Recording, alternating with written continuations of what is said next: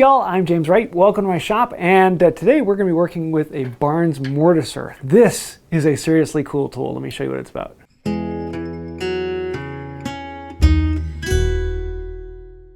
So the way this thing works is it's got this pedal down here. You step on this, and you can see the carriage is moving up and down here. It comes up to this head, and this head has a chisel.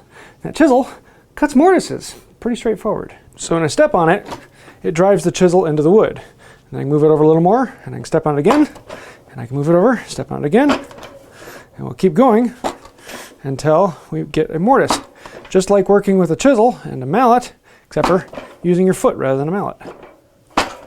Now, normally I could then rotate this head by unlocking this and rotating it, but it's seized in there and locked in place.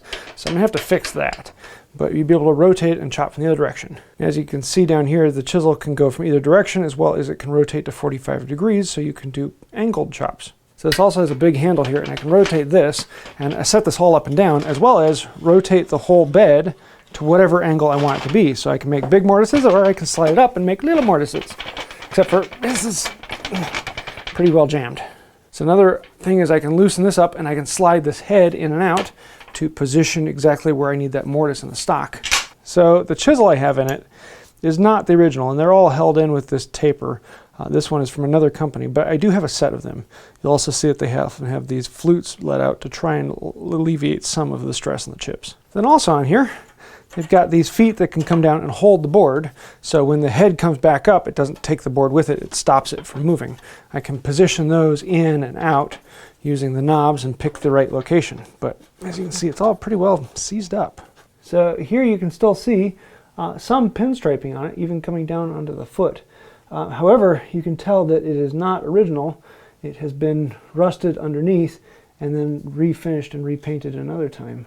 But whoever did it actually did a really good job, and it wouldn't surprise me if some of this is original, some of it's just been redone and retouched up. So in general, it's functional, kind of. It just needs a lot of cleanup and a lot of work to get it fully functional. And then there's always the thing of maybe I should fully restore it and clean it up, or maybe I should just clean it up and get it working. Unfortunately, in the disassembly, I broke off this little lever. So yeah, if anyone actually would like to cast a new one, I can send you this one as a form. But yeah, let me know if you have an idea on how you want me to fix this. So all told, it's all there. It's functional, all the pieces are there, and that's actually pretty rare. Usually you're gonna find several handles broken or maybe a foot missing or all sorts of other issues that these may have had. This one actually being here is quite happy. And so I'm really looking forward to getting this thing up and running. The question is, how much should I do in this? I mean, it's covered in grease and bird poop and of course paint spatter. You can't have an old tool without paint spatter.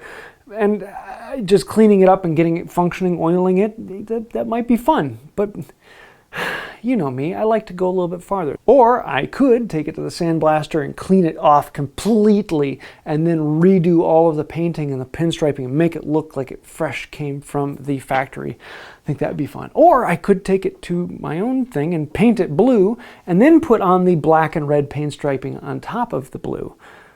That might be kind of fun to play with too. So I would love to hear your thoughts. What should I do with this? Where should I take it? Because I like having this in the shop. I've wanted one for a long time. And in all honesty, the problem is, where do I put it? Because my shop is, it's full. And so I'm kind of figuring out, how do I get this? Well, maybe I should build a new shop. To be honest, I've wanted one of these for a long time, and a friend of mine had two of these, and he's like, I'll sell you one. And I wanted to buy it from him, but I didn't have a place to put it. Well, at the last WTCA meet, he came up to me and said, hey, if you don't want it, I'm going to sell it to someone else. And I said, okay, I'll buy it. And so now I've got to find a place for it. So the question is, what do I do with it? And that's why I want to ask you guys. Throw your thoughts down below. I am looking forward to reading through them. And if there's something specific you'd like to see me do with it, let me know that. I am wanting to do a few projects with this, and I have a few things coming up that would be kind of fun with a lot of interesting mortises, because you can set up the bed at different angles and do different mortises that you can do by hand, but with the foot, it's a lot of fun. So we'll see where that goes.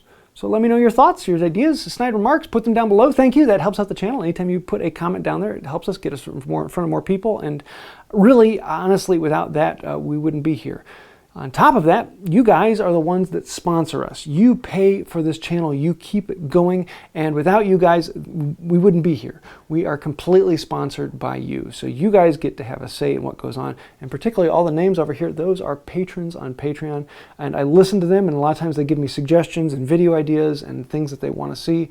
So thank you for that. If you'd like to find out more about that, then think about going over to Patreon and joining over there.